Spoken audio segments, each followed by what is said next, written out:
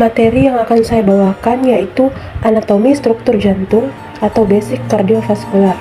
Adapun pengertiannya yaitu jantung adalah pusat sistem kardiovaskular yang memiliki 4 ruang, 4 katup, dan berperan dalam sirkulasi darah. Sistem konduksi jantung memastikan ritme detak jantung tetap teratur, sedangkan pembuluh darah utama membantu distribusi darah ke seluruh tubuh. Kemudian ada posisi dan struktur jantung. Jantung terletak di rongga dada atau toraks, tepatnya di antara paru-paru dalam ruang yang disebut mediastinum. Bagian ujung bawah jantung disebut apex yang mengarah ke kiri. Jantung dilindungi oleh perikardium, selaput yang membungkus jantung dan berisi cairan untuk mengurangi gesekan saat berkontraksi. Kemudian ada ruang-ruang jantung. Jantung memiliki 4 ruang utama yang dibagi menjadi 2 bagian, kanan dan kiri.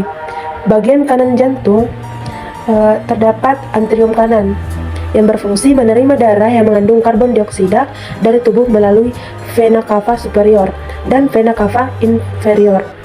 Darah kemudian mengalir ke ventrikel kanan melalui katup tricuspid.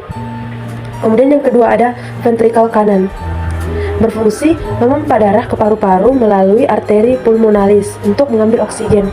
Katup yang menghubungkan ventrikel kanan dengan arteri pulmonalis adalah katup pulmonal. Kemudian bagian jantung, bagian kiri jantung yaitu ada antrium kiri, berfungsi menerima darah yang kaya oksigen dari paru-paru melalui vena pulmonalis. Darah kemudian mengalir ke ventrikel kiri melalui katup mitral. Kemudian ada ventrikel kiri, berfungsi memompa darah beroksigen ke seluruh tubuh melalui aorta. Katup yang menghubungkan ventrikel kiri dengan aorta disebut katup aorta. Kemudian ada katup jantung.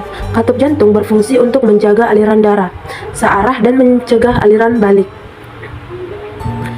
Ada 4. Yang pertama itu ada katup tricuspid, letaknya antara antrium kanan dan ventrikel kanan.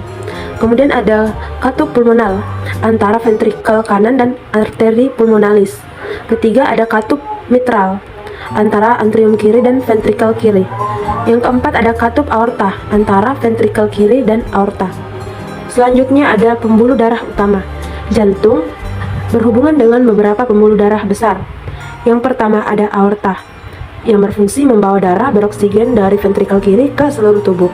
Kemudian ada arteri pulmonalis, berfungsi membawa darah kaya karbon dioksida dari ventrikel kanan ke paru-paru. Ketiga ada vena pulmonalis, yang membawa darah beroksigen dari paru-paru ke antrium kiri.